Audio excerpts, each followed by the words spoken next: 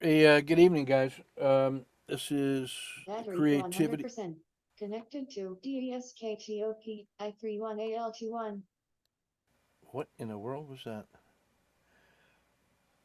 This is the Creativity 202 check-in for November 7th, 2023.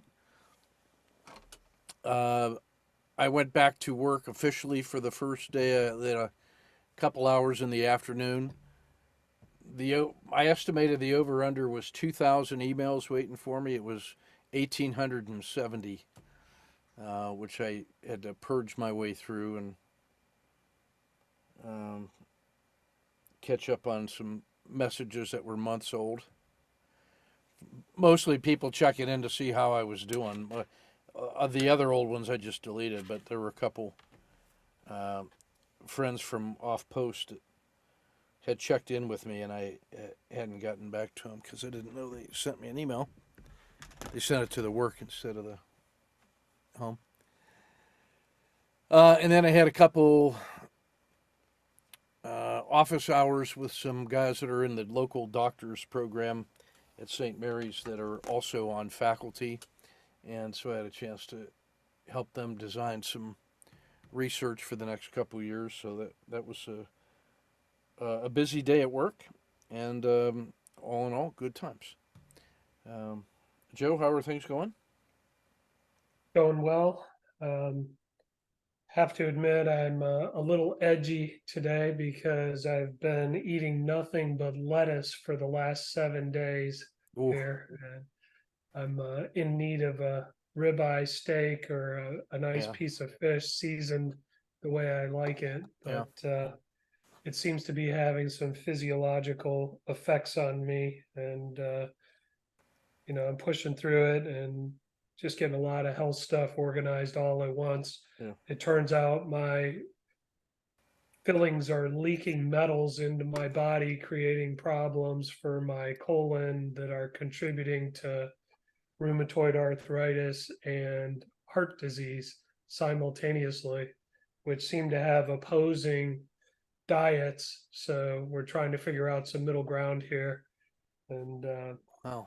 I'm going to restory this whole thing and make it work for sure. Is there some treatment you can do? Do you got to replace all the fillings now with composite then? Yeah, we're going to do ceramics, and we're going Okay. to Thursday morning get a better look at it. And, the bottom line is I did not have great hygiene or diet as a child. Yeah. And my father had amazing Hmm. UAW dental insurance. So the dentists in Michigan went at it in my mouth whenever they got a Yeah. chance, They were unfortunately. using asbestos fillers for the. Yeah. Thanks. No doubt. Yeah. But pushing through it, I'm feeling good, and got out on the water this morning. And it turned out to be a beautiful morning, and caught some waves until I broke a fin on my surfboard. Okay. Chun Long, I listened to your video today. It was excellent. Your research weekend check-in was great. Oh, I you really did. enjoyed it. Yeah, Thank you. really nice job. Okay. Oh, that's make me happy a lot. Yeah, yeah. I thought you did Oh, a really nice job. Yeah. How are other things going on for you? no, it's okay. They still waiting the insurer contact me to repair my car or not. That's the only thing happening. Yeah, Other than that, everything is go slow and steady. good. I hope. And Dan, how are we doing, sir? Doing pretty well.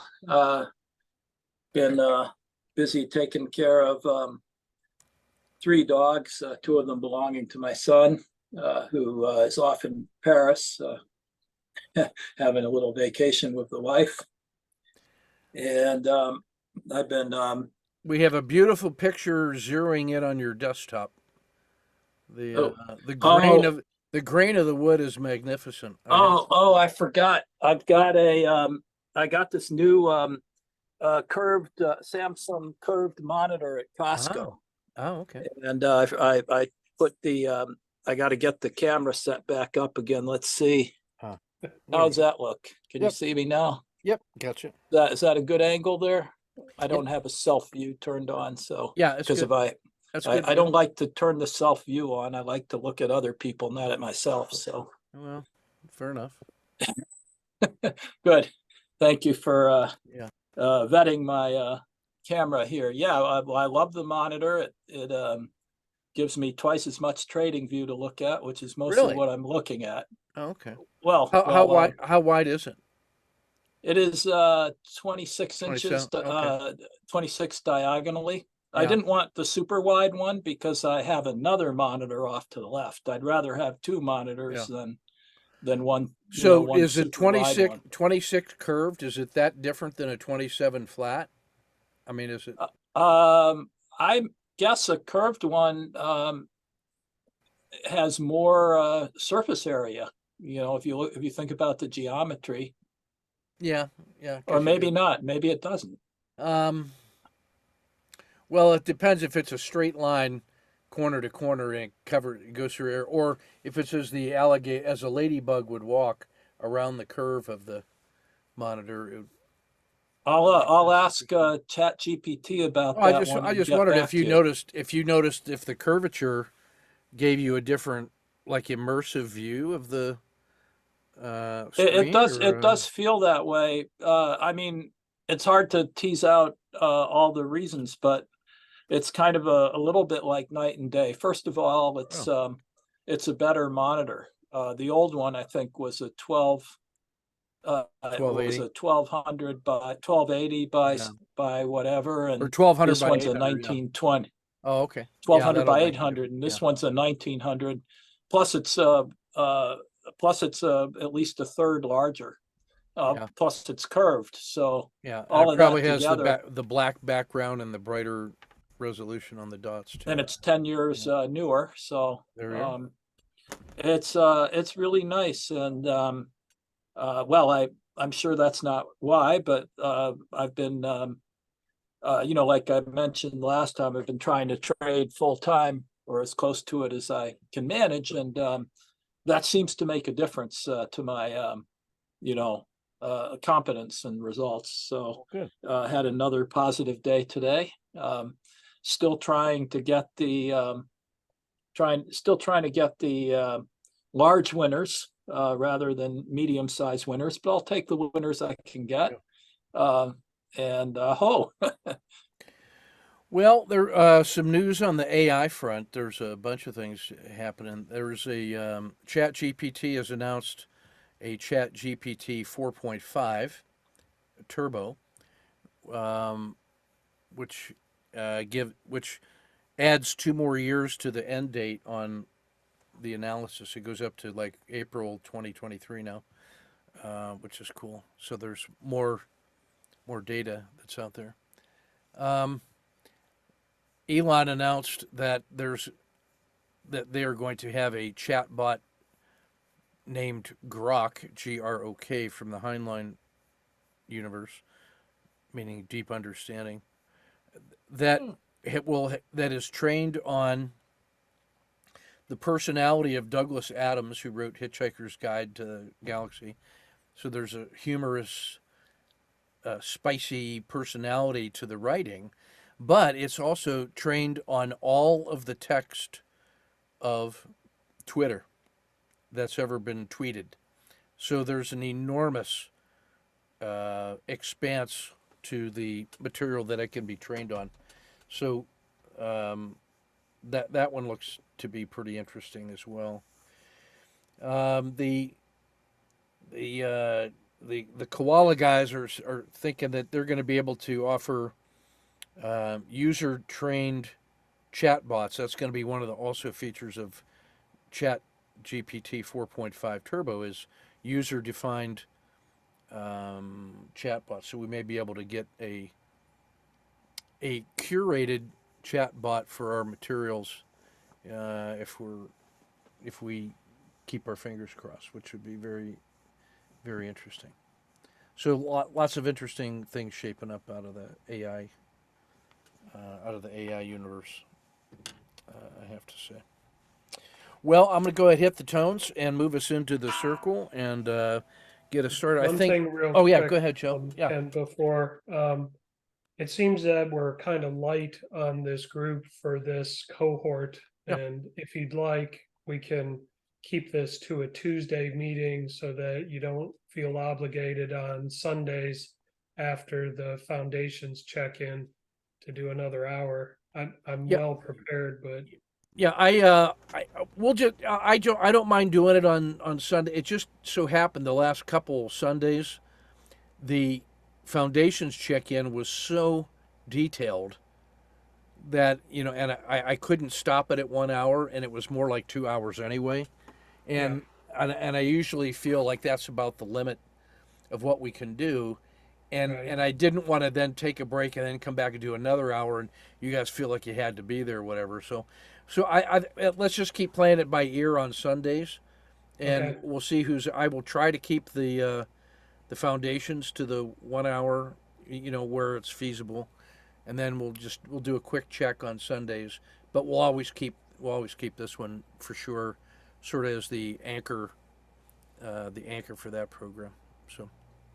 Sounds good. But appreciate the thought on that. All right, so here we go. This will move us into the circle, and I think you're on lesson 8-ish, if I remember right. So here we go.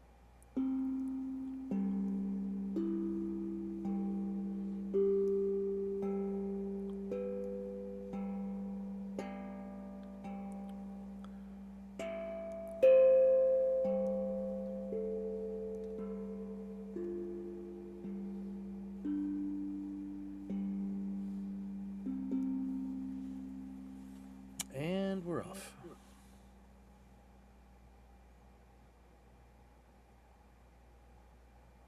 Chunlong. I make it quick because I'm not prepared to say anything, so I just go. My word of last week is fearless. That means, I still have a lot of fear back in my mind when I take any trip. So the cure to that will be 1 share or 2 share. So last week I finished my 3 or 4 months research on the hands teaching, make a spreadsheet, finish that. So this week I try to go back to intraday trading. If I want to apply hybrid trading, the intraday trading is have to have. The issue is, my platform cannot have the PSR on the regression line. So I have to make that on the price. So that make my trading in some ways different. And then my MACD, for the same reason, cannot use the regression line. I take intraday trade maybe close to 1,000 trade. Today I look at the PSR. So it's work because I tend to take a trade before the PSR flip. So it's not really measure the PSR on the RL10 or the price. But one research I want to do is just say what will be the different parameter to use for the intraday.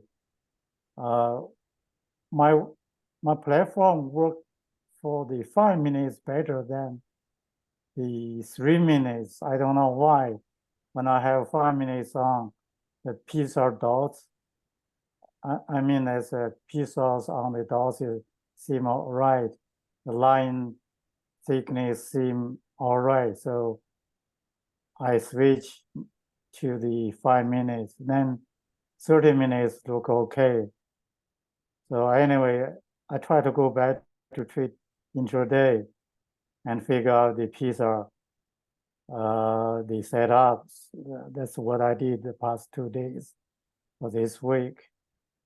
Another issue is, I have subscribe to another newsletter based on focus on the long-term trend.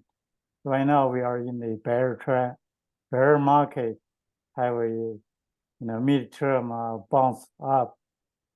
So my mind in the bear market, for me, to difficult to take a long trade even for the intraday.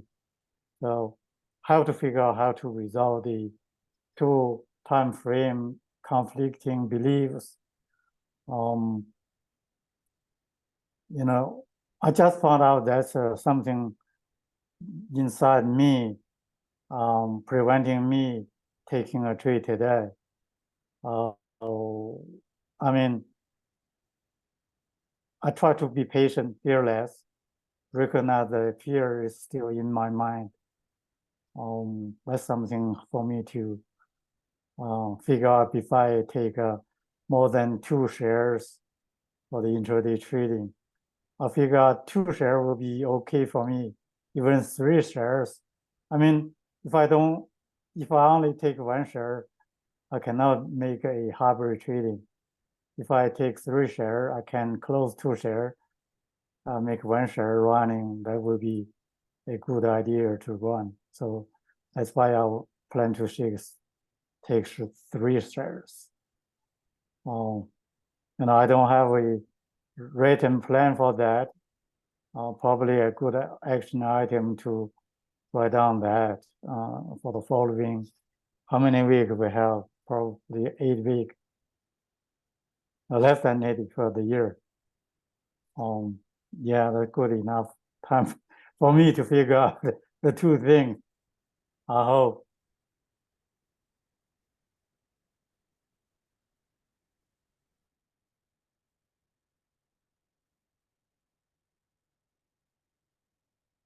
We are not hearing you, Ken.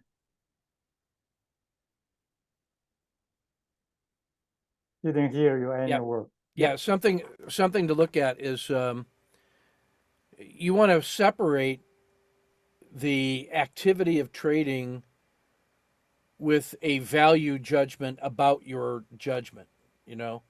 Like the results are an evaluation of that rule set and not an evaluation of your ability to pick a workable trading rule set, right? So you got to separate your identity from the results of the rule set. One of the ways that you can practice that with an accountability partner is to trade each other's system. Is they give you the rules and then you're supposed to faithfully execute the rule set just as it is written, and so you feel an obligation just to follow their rules instead of worrying about, oh, am I going to be right or am I going to be wrong? And that makes you, wonder about the rules while you're trading it. So if you trade each other's rule sets, it's easier to just follow the rules because you made a commitment to that person that you were going to test their rules. If you can do that with another person, then you can transfer that mentality to the rules that you design. And that now you have a separation between your identity and the results that accrue to that rule set. So, like if you're having trouble overcoming the beliefs about the market, you got to disassociate yourself from the identity with the rules. And one of the ways that we found to do that is swapping rules and just trade for the other guy. And that way, right or wrong, it's him being right or wrong. So like my wife found it very easy to trade the frog system because if it worked, it was because she was a good trader and it was her money. And if the trade didn't work, it's because I gave her bad rules and it was losing my money. So she didn't mind that at all. She got to be right and I got to be wrong. Or she made money. So that was a win-win for her. So as a way to get past the baggage of previous beliefs that we're trying to change, that working with an accountability partner on that is one way to do it. The other thing is that will help you write very clear rules for the other person to implement, because they'll be trying to follow your rules, and then something will happen and it's not clear from your rules what they're supposed to do. And then that tells you, oh, for that circumstance, I've got to add some clarity to the rule set. So if you try that technique, I think you may find that to be helpful. So aho.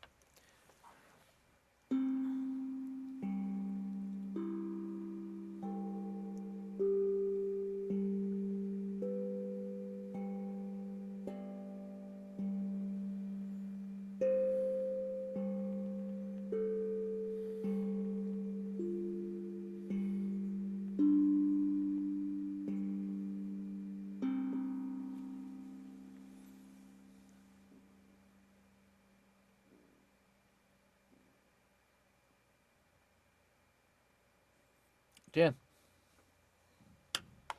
Okay, I'll keep it short. I got very interested in the concept in lesson 7 of plotting and writing the story of your 3 alternate futures that you might have.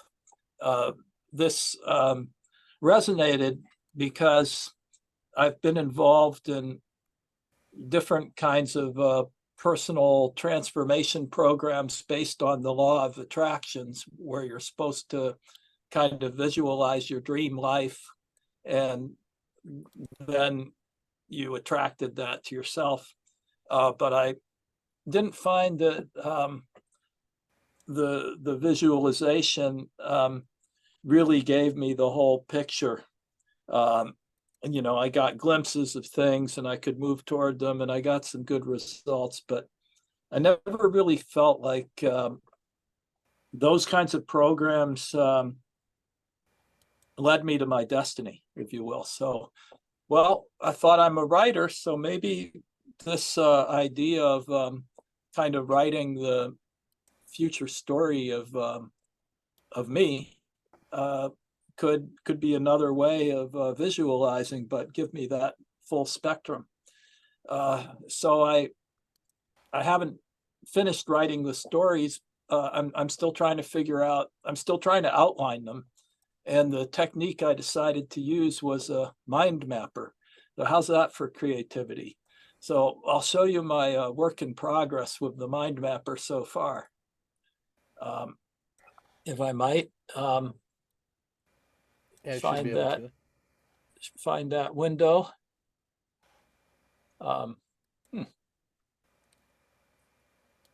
Okay, now I should be able to, well, let me just do the whole screen here and share that, and then there's the mind mapper you should see. So I thought of, okay, well, if I'm going to write a story about my future life, I should have some assumptions. First of all, I kind of want it to be something that's real, doesn't assume time travel or other planets or things that I probably can't. I might be able to imagine them, but I'm probably not going to be able to attract them. So that's one of my assumptions. The other is, I want to assume that I'm still married to the woman I'm still married to, the actual woman I am married to currently. So I don't want to change that. But I kind of thought, well, everything else, could be sort of negotiable, if you will. So I thought of, a couple different story arcs, because there were supposed to be 3. And I guess well, I guess on the be, do, have triad, I kind of was with the do part of it. And so I looked at some trader arcs and some writer arcs and some global traveler arcs. And, I'm I'm not probably not trying to have a career anymore. So there's no career arcs and there's no hobby arcs other than the travel, I guess, or that are so strong that I wanted to include them. The trader, well, I definitely like to trade, and I have a strong motivation to, to gain financial security and provide for the family and all that. So that was important to have. And the writer, because that's always been what I've done. And yeah, it's what I got paid to do. And I'm kind of almost retired from writing for payment now, but nonetheless, I still find myself writing, even if it's only journals for myself. And I like to express myself to others as well. So I thought the writer kind of defines me. I've written 3 books after all. And then travel's been a passion for me. I always looked for jobs where I could wrangle myself some travel, and did quite well with my jobs with the Gartner, the IT research advisory firm, which bought the company I was with, but I was a shareholder in that company. And so I got to be able to say, well, I think it's time for me to go to Europe and support sales. And I was actually doing useful work for them, but I had a lot of self-determination about when I'd have travel. So I came up with these different arcs for those reasons, so for the trader, I thought, well, there could be sort of three futures in trading. I could be what I call a subsistence trader, meaning that I'm not like, I'm not one of the others where I double my whole portfolio or become a billionaire, but I am growing my portfolio. I have enough, and I think the main thing I'm looking for each of these, I asked myself a few questions, and they were why, what, and where for each of these. And so I said, well, why? It was to survive and thrive regardless of any inflation, devaluation, or market crashes. So I know I'm kind of moving away from stuff there rather than moving towards stuff, and you're supposed to be moving towards stuff and law of attraction schemes, but there it is. That's why. I could say I enjoy doing it and I can use the money, but it gives me that sense of financial security if I know I can always manifest more money when I need it. And so I would just want to, and the other thing about being a subsistence trader is it wouldn't have to be a full-time job. It could be part-time, 40 hours a month rather than 40 hours a week is how I think of it. And with that, I could still, maintain or improve my current lifestyle and my social network. And I'd basically do just what I'm doing. That's what and where. Well, in this arc, I don't really change much. I'd still, have my homes, the 2 homes, still have, I suppose the same hobbies. But if I decide to become a bit more ambitious about this stuff, and let's say I wanted to double the portfolio in 5 years, just to put a number on it, what would I do? Oh, I didn't write that part yet. I still have to write that part.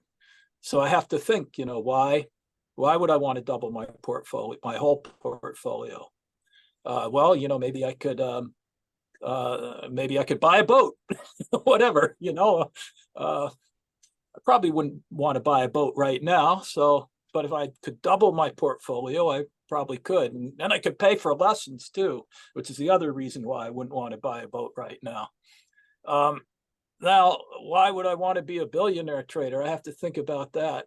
I suppose the only reason, beyond doubling my portfolio to be a billionaire trader would be I could really do a lot of stuff for other people, because there's nothing really I want that requires $1 billion. There's nothing I want for myself. Although there are things I want for myself that doubling my current portfolio would make more accessible. So, finishing that one, the writer arcs, what would I do? Well, I could be, like I am now, kind of a blogger and hobby writer. And these are what I'd write about and all that. And that's, not going to really write a story about that because that's just kind of what I'm doing. But, would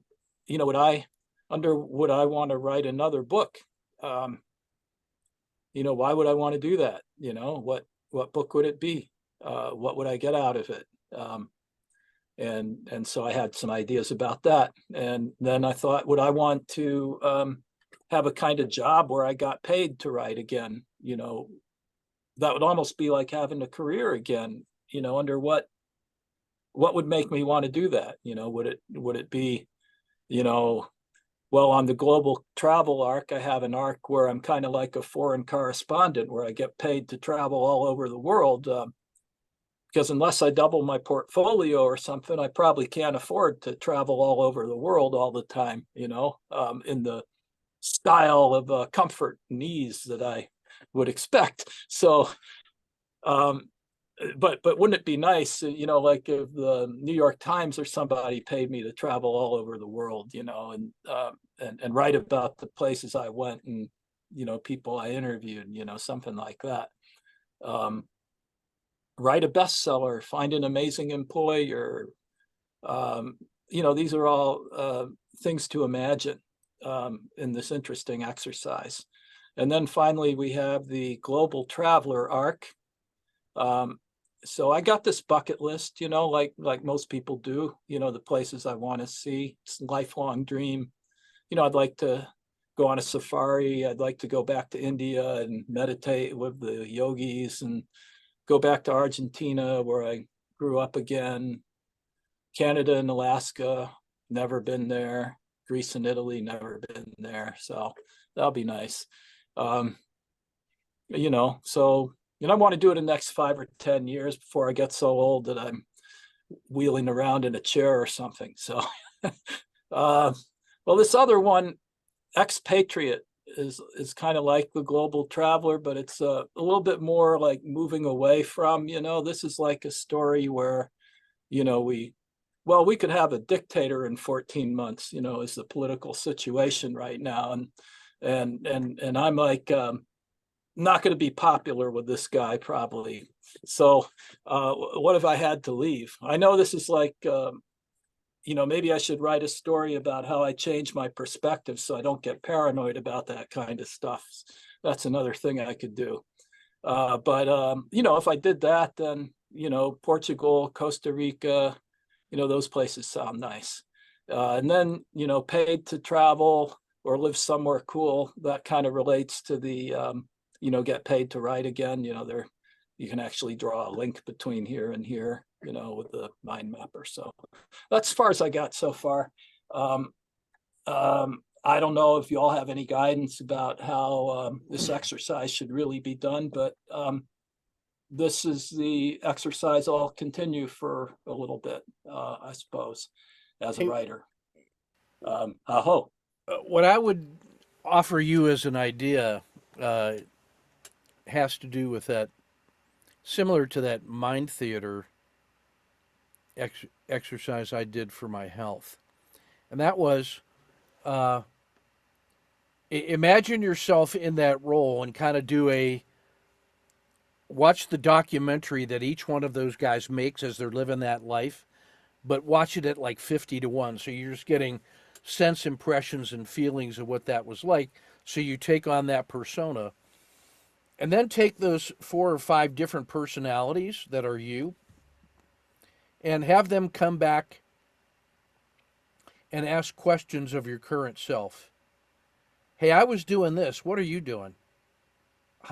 What part of me or what part of you was I living out for you in absentia? And so almost do an interview of yourself by yourself with these other forms of yourself, and just look at the questions and what kind of feelings does your stay-at-home unchanging person have when you see yourself in the mirror that was doing those other high adventure kinds of things. hey, I went out there and I was successful as a foreign correspondent traveling and trading from my sailboat, which I paid for with my increased portfolio, which Yeah. only needs, you need a 15% compounded rate of return for 5 years to double the portfolio, rule of 72. So what Yeah. if you, so imagine what that feels like to have successfully, had the best possible outcome for each one of those little story arcs, Hmm. and have that future self come back and interview. What was the biggest surprise? What did you miss when doing that? I see what you had fun doing. What did you miss? And what is it about my life that is satisfying that you missed having your satisfying life? You know what I mean? And I went out to be a sailboat trading philanthropist story writer, and it had all these but what I really missed was the what, and then that's going to give you some insights about what is very satisfying in a quiet way about your current life, and it So may cause you to, yeah. So my future self interviews me. yeah, well, it has a dialogue with the stay at home Dialogue. guy, so you have Yeah. like a family reunion, but it's all you. Sure. Sure. And then discuss, hey, what did I enjoy the most about that, but what did I really miss by What did I adopting that enjoy? lifestyle? Yes. What did I miss as a result of adopting that sailboat trader global writer lifestyle? What do I miss? And then that's gonna give you another mirror to hold up to your current life about things that you really do value about this, which are the things that keep you in the status quo and the comfort of what it is that you like about this life. Because it's the things that you like about this life that are causing you not to go after some of those fancier dreams. And so the natural tendency is, oh man, I imagine those lives, and now I have regrets because I'm not doing those things. Well, those fancy lives would not come at no cost. You would have to give up some things to do that. Like as a billionaire, do you know how much, I don't know, but how much of your time and life is dictated by your security guards? Because you have to do what they say to protect you against God. If you got $1 billion, people are going to find out. Hmm. And so you have to make changes to your life. There's probably less freedom in some important ways as a billionaire as compared to a comfortable, and I don't know because I'm not a billionaire. But one of the ways to flesh out these stories is to explore the shadow of these other story arcs that seem attractive. Hey, I'm following this lifestyle, and so you list all the positive things about it. If you're not careful, that could just leave you with a bad taste in your mouth about the current life. So, to be fair, interview those guys and find out what they were lacking. What was the downside of that fun travel and adventure? You know, and so for each of those story arcs, kind of explore the shadow side and Hmm. come to a deeper appreciation of the satisfying aspects of your current life. And that'll give you a well-rounded review of those stories. It's not just, it's the rest of the story. You could call it the Paul Harvey the rest of the story interview of that Hmm. potential future self. And that gives you a fair assessment of what these other story arcs are revealing. Because you follow the things that were exciting and interesting and speculative, and oh boy, that could be cool if I did that thing. But if that's all we ever did, then you could come out of that with a certain distaste or disappointment for what you're currently doing. Like I like not traveling because it lets me walk the dogs if I feel like walking the dogs and go kicking a soccer ball or something if that's what I want to do. The quiet, the lowercase Yeah. joys. So anyway, that's what occurred to me was exploring the shadow, exploring the other side of the coin of those shiny coins that you see. what's the dark side of the coin look like? To And get a yeah, restory the other side. Yeah. and what are the diamonds that are already in my backyard? Well, that's what I Yeah, think this would uncover is that yeah, some of those things that you would really miss with that new and exciting lifestyle turn out to be the things that you are getting a lot of enjoyment, but you may be overlooking them because they're mundane. Maybe that's all right, that's what I was inspired to think about as I was thanks. thinking about it. So because what you're describing is the replotting and adjusting the setting is steps in the true storytelling process. You know, steps 3, 4, and 5. So has to do with restorying, recharacterization, and changing the setting. So we want to make sure that we fully explore what those implications are, not just the positive side. So aho to that. Thanks.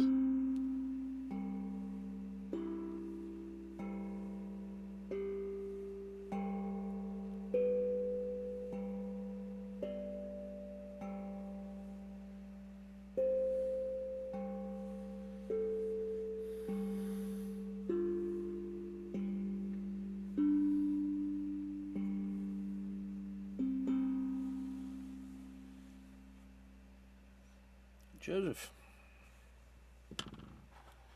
All right, well, um, I was plugging along on this project at about 2 a week, and lesson 7 sort of stopped me in my tracks on the restorying as well, and seeing it for how incredibly beneficial it can be for me. And you know, stories seem to dominate my life sometimes if I'm hung up on them, and the Super Trader program helped me tremendously in working through stories and whatever leftover beliefs that were not serving me, what the source of those beliefs was, and how to replace them with more useful beliefs. But the bottom line is, I've been studying this ecosystem for long enough where I should have gotten it right by now. And I'm not hard on myself by making that statement. I forgive myself for that. And I realize that looking inward is really a key here, and pushing through this at the same time that I'm doing the work and studying the markets and studying the systems and watching my interaction with them, even down to measuring my anxiety between a trade that's in the red versus a trade that's in the green, and how long can I handle it? And then asking myself, why the hell are you doing that, Joe? Even it's not even part of the process. So the whole idea, of course, is to remove that. And along those lines, it seems like my life has gone that way. It took me 7 years to get through my first 2 years of college, and then 1 year to get through my second 2 years of college. And there's a trigger point for me. It's a matter of digesting things in the right way, getting my head on straight, and moving forward. And I think there's a lot of power in this restorying process, not only restorying the future, but restorying the past, because we know that no two of us look at the same situation in the past exactly the same. In fact, if any two of us thought exactly alike, then one of us would be completely unnecessary, as it turns out. So the fact that we all have different memories, different opinions, different views really can make this work. And sometimes I look at the stories of my past and I say, well, how can that be useful to other people? And would someone want to take 5 hours out of their life to read about my life? Probably not. But I do think there's maybe some useful things along the way. And if I start with putting it down in a way that it's useful for me, then perhaps I could translate into usefulness for others. And I am in the OWL project group and the foundations group. And the way I see the OWL project is an awful lot of reading to get ideas, to find a way to take my creativity and my knowledge base and my history and translate that into something that other people may benefit from. And the key is phrasing things appropriately so that they can learn and not be bored or annoyed or felt lectured to. And even the Bible itself has been restoried how many thousands of times. And, and finally I stumble across a guy named Neville Goddard who was doing lectures in San Francisco in the 60s. And he's got the most positive spin I've ever heard on the Bible. So I can listen to that guy. And then one time, psychiatrist I was working with said, I know you're busy this week, Joe, but I want you to read Neville Goddard's book 5 times before we meet again next week. And that turned out to be amazing advice. And what it taught me was any story can be shifted and changed. And some of my recent health issues that have come up, kind of surprising to me, the first thing the doctor said is, what are your self-sabotages going on here, Joe? And I was surprised to find out that there actually was quite a few. And along the synchronicity side of things, by the way, the fellow that put this report together, there happens to be artifacts in lesson 7 and 8 from him. I think his name is Shirzad. But getting through some of the self-sabotage, I was happy to see I wasn't beyond 5 on any of them, but there's a detailed drill down on any one of these that tells me what I'm doing and some thoughts, and it's not exactly my story, but it's definitely food for thought to dig away at things. And this test is free, by the way. If I can move my menu somehow here, let's see. This is the guy that I think you're probably aware with, Ken. And he's been a coach to an awful lot of talented people. So what he has to say is useful to me. And I bring that up just because I'm plugging away, trying to find different ways to break through my own shell and change my own self in a way that I can make the story of the future a better one. And so part of what I did with this process was I listed the 8 things that have kept me awake at night over the last 5 years. And as it turns out, 6 of them are still active situations, and I can write the future story for those. No matter what happens, I'll write the story as it applies to me and what I expect to happen. And a big one for me is my daughter and I disconnected in the process of me getting divorced. And that has absolutely been the most painful thing that's happened to me in my entire life. And that's a little bit of a big statement. And, I'm making progress on that. I'm chipping away, but, she had a story of me and my wife and our relationship that was 180 degrees different than my story. And I'm not necessarily going to change that with her through a lecture or anything else talking about the past per se. All I can do is rewrite the future. And that letter as part of the restoring process is a very meaningful thing to me. And she's due with a baby in 7 days. So I'll be heading up to Atlanta and hanging tight and hopefully being there for her as soon as they get home from the hospital. I've written out, this short set of notes for this check-in probably 6 times, and it always looks like a sloppy mess when I'm done with it, but I think I'm kind of getting my point across here. You guys can confirm or tell me if I need to do better when we're done. But it's having a very big impact, and I can see that the progression of the creativity course takes this sort of inertia of the first 6th lesson, transitions it in the 7th lesson, and then 8 forward is getting very useful with it. And for me, one of my stories has always been synchronicity. I see synchronicity everywhere in my life, and it just blows me away how it pops up again and again and again. And I'll give you 3 quick ones that just came up this week. Last week, I talked about a friend of mine, Tim, that I had reconnected with from my childhood. And we were chatting this week, and he said, I got to tell you this, Joe. And he had finished medical school. He was driving up to Indianapolis, and there was a car accident, and there was a guy in the ditch, and he went to help. And the guy in the ditch had died from a head injury that same head injury I had sustained when Tim and I were together as kids. And he essentially helped them package this guy, and they sent it off for kidney or organ donation. And as it turned out, the kidney went to a donor in Chicago, or someone in need, that happened to be Tim's brother, Danny, that was laying in a hospital bed, kind of on his last leg, waiting for something to happen there. And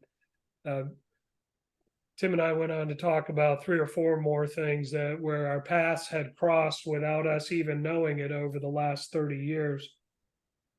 For some reason, these synchronicities tonight all have to do with death, but it won't always be that way, I promise. And then the other one was, took my girlfriend to out to a little concert hall where we didn't know what was going to be the event, and it turns out there was an Allman Brothers cover band. And I was saying, oh, great, this is, was one of my favorite bands growing up. It was on my camping song lists and all this, and Butch Trucks and J-Mo, 2 great drummers. And they showed up with 3 drummers, and she's sitting there kind of stoic. And I said, all right, what's the story? And she said, well, my sister had drug addiction issues, as Greg did. And she had finally gotten her life together and was working in a celebrity rehab center, administering whatever drugs they give them to keep them not interested in cocaine or whatever else they're on. And it turns out Greg had convinced her sister to go out partying with him after his treatment. And she ended up overdosing on fentanyl and dying from that. Completely changed my perspective of the Allman Brothers. I've worked through that, and I still love their music and accept it. But there I was sitting here with this beautiful woman who was just taking it gracefully. And finally, when I prodded her, the story came out. And it turns out we happened to be with several of her friends that night. And I noticed that it seemed like the common thread between all the friends was my girlfriend, Suzanne. And I said, I can see that, the connection between you and Allie and you and Lina and you and such, but I don't see the connection between you and Luba. What's going on there? Give me that story. And she goes, well, sit back. It's kind of a biggie. And what happened was she's been divorced for 12 years, maybe longer. And in the dating process, she had a date with a guy who claimed to be active.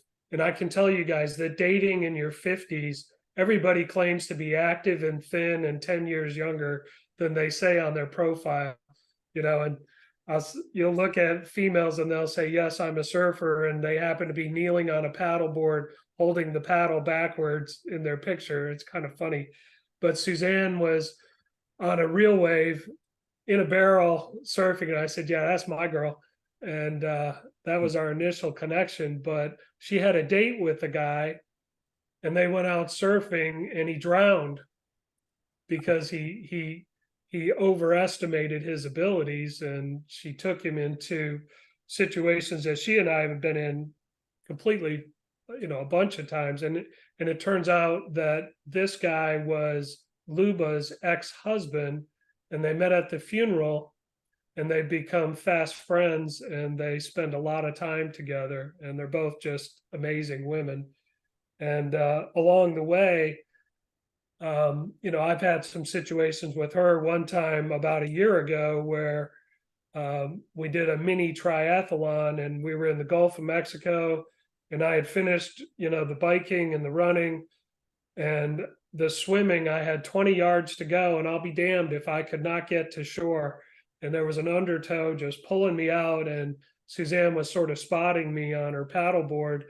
And I just asked her for help. I wanted to finish that race so badly with just 20 yards to go, but there I asked her to come and help me. I laid on her board, and I absolutely could not catch my breath. It was a scary situation for me, and part of why I went and had a coronary artery scan 3 weeks ago, just out of the blue, not feeling anything bad or anything, and all of a sudden I have doctors panicking over me. So Suzanne dealt with that situation gracefully, and later that day she cried because I was kind of pushing her on some other work we were doing, A Course in Miracles specifically, and she just said, I want to quit this, and she cried hard, and I thought that was a little over the top. But then I finally found out the rest of the story, how me running out of breath and needing her assistance to get to shore related to her being on a date with this guy who actually drowned, and his last words to her were hurry when she was paddling over to him. And just the shock of that, and to see her out in the waves just doing what she does, kind of blows me away. And all of this tying together just shows me how synchronous really everything is. And I don't think my life is more synchronous than others. I've said this before. It's just that I sort of notice it more than others. And I think I can restory a future and really put that together. My daughter she was mad at me, and my wife had a story of our divorce and our breakup that she actually believes, even though we had it in writing that we mutually agreed to get divorced. The story my kids got was that I blindsided her. And that didn't sit well with me, because I said to myself two things. One, the two main things I wanted to do in the divorce was, one, keep my mouth shut and never create a middle ground for my kids. So that allowed sort of my wife to make the story, which was okay.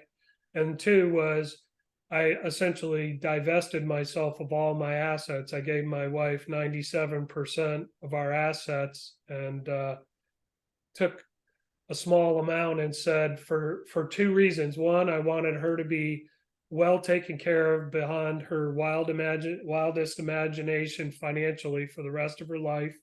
And two, damn it, if I'm going to be a trader, I'm taking myself down to zero again, and I'm going to rebuild and force myself to get there.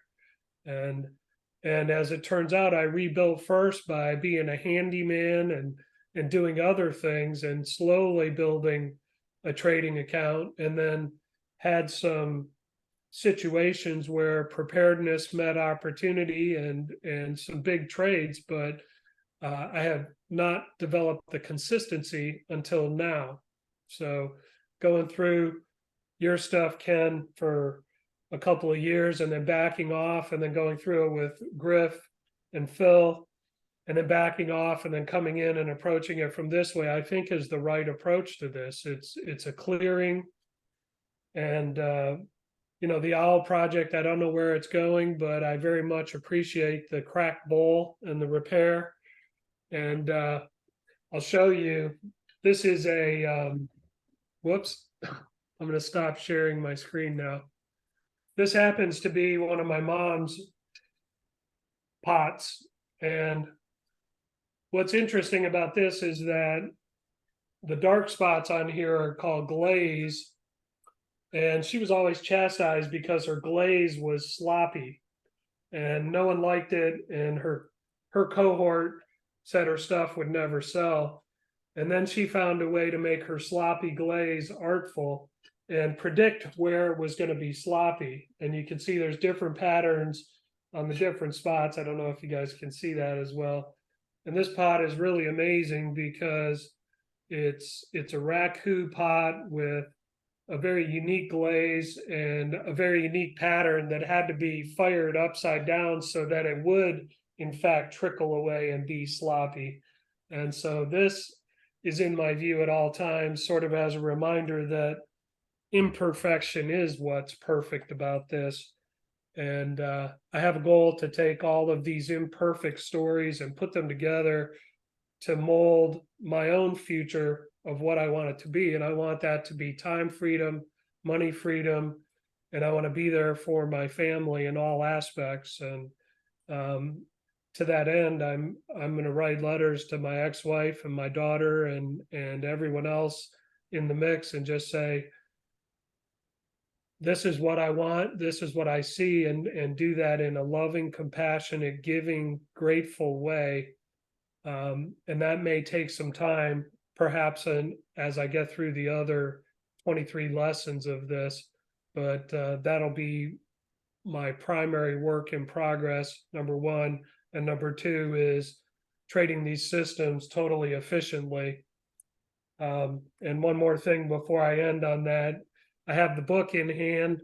I was pretty amazed to see that it showed up on Amazon and they were able to deliver it in 2 days when I ordered it, so it's like, what the heck? You have this book all over America already.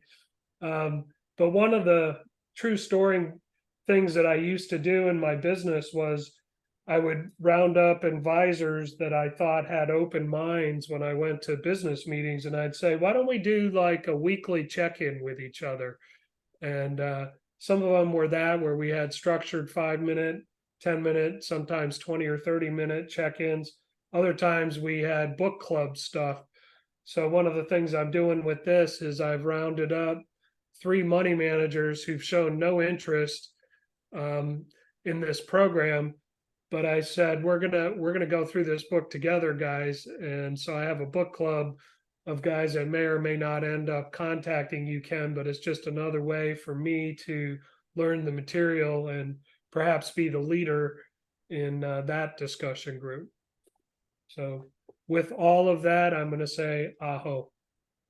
Yeah, so I'm going to do we're organizing a book reading club, sort of like a director's cut. I think it'll be 10 or 15 weeks where we read one chapter a week and sit down with the author of that chapter. 12 of them are mine, and one's my brother's, one's Griff, one's Phil. But then do sort of like a director's cut about each chapter in great detail, and just do dialogue, Q&A, and record that, and then make that a sort of a home study book club approach to really discover what's in there and what people are resonating with, because I want to see what that is, and I always enjoy the director's cut. The second thing I would say is I understand the Allman Brothers because my daughter Jessica is named for Jessica. Wow. As you know that maybe the greatest paired guitar solo ever, with that drum bridge that takes you into the denouement, the second leg of that. Once you feels like you crest the hill and it's that long slide into Happy Valley, is very surprising. And that drum hook on that is it's not usual to hear a drum solo like that. That is the connecting piece between two different drum solos. It just it's pretty amazing. The third thing I was going to say was that Johari window exercise could not have come at a better time than it did, because the how you see it, how you think they see it, how they say they see it, and all the dynamics that are in there. I actually used that in one of those doctoral research brainstorms today. My student is a Chief Warrant Officer 5. It's the Army Senior the highest level technician that you can get to. He was a student of mine when he was a CW3 5 years ago. And we're looking at using that Johari window as his analytical lens in the dissertation to try to figure out why we have this leadership disconnect between Army commanders who are, leading and commanding units and their advisor, who's the technician who's running the maintenance program. They're both getting the same leadership doctrine, but we're sub-optimized on properly employing the other skill set. Like the senior warrant officer is an amazing maintenance technician and knows how to run a program, but the major is responsible for him, but he doesn't necessarily know how to use his tool well. And the warrant officer doesn't know how to leverage his major well. So we got two guys that are supposed to be working together, and both have taken leadership doctrine, but they haven't practiced co-coaching each other. And so we think we're going to use that Johari window exercise as a way to help guys unpack that, and we're going to cause that to be taught in a classroom where they can practice working through under the watchful eye of a faculty member who is skilled on the Johari window. So instead of just talking about leadership, they're going to actually have a session where they coach each other to get the best out of each other. And if we can do that in the schoolhouse, then we will have what we call performance-oriented training. So when they then go to a unit, they can do that with the new guy that they get, and they will have had practical experience in the applied coaching that is uncovered by that Johari window. And that made me think of, the relationship between you and your daughter and your girlfriend and those different, the folks that were listening to the music, how the layers and layers of assumptions and beliefs masking the underlying truth. And it takes an exceptional effort to go probe that. Well, why can't we more easily and routinely tell the truth about those things sooner? Well, because of years and years of learning to be defensive. So how can I acquire the skills that allow me to eliminate some of that stuff and live closer to a visible truth, or have the truth closer to the surface, more easily accessible to others? How to be more transparent in that sense. So those were some of the things that occurred to me, and that's all of those are really helpful when it comes to trading, the awareness of the other and the shadows, and it helps you see the other side of the trade. Why can I only see the side of the trade that I want? What am I not seeing on the other side of the trade? Who's the other guy on the other side? What does he see? Why does he love the other side of the trade? What's in it for him? How does that happening? So my spider sense is that these perspective shifts, as Fletcher calls them, is maybe the number one essential element of employing these creativity lessons practically, is the ability to rapidly shift to different perspectives without becoming captive by them. Well, which one is correct? Well, they're all correct. It's a multi-lens. So the truth is not just a flame in the middle that you're looking through your window.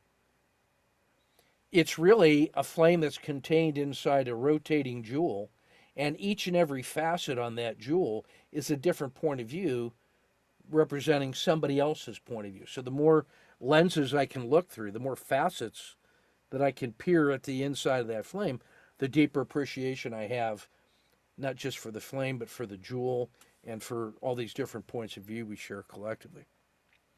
So, those first 6 lessons sort of establish that groundwork of altered reality about how to think about it. And then these other sections, 6 and 7 lessons at a time, really are going to be exploring different applied techniques and habits and processes to follow that allow us to more quickly restory, recharacterize, replot, all that kind of stuff. So aho to all that. All right, I'm going to hit the tones, and we'll listen for the word for the week ahead that bubbles up to the surface, and we'll go around the horn on that real quick, and that'll bring us to the close of this session. So here we go.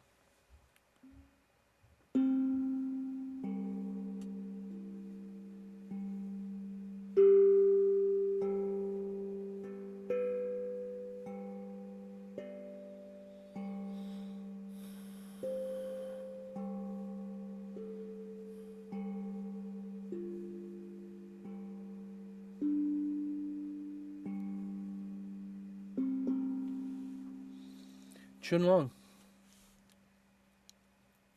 Accountability.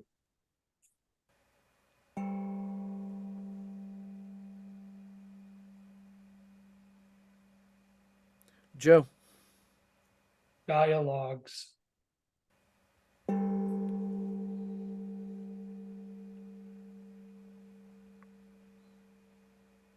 Perception.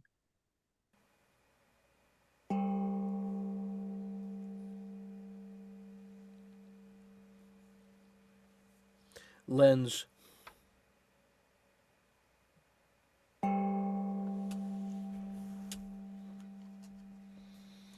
All right, fellas, I'm going to close up shop here and finish up the reports, get them posted, and maybe see you guys, some of you, in a couple minutes. Really good work.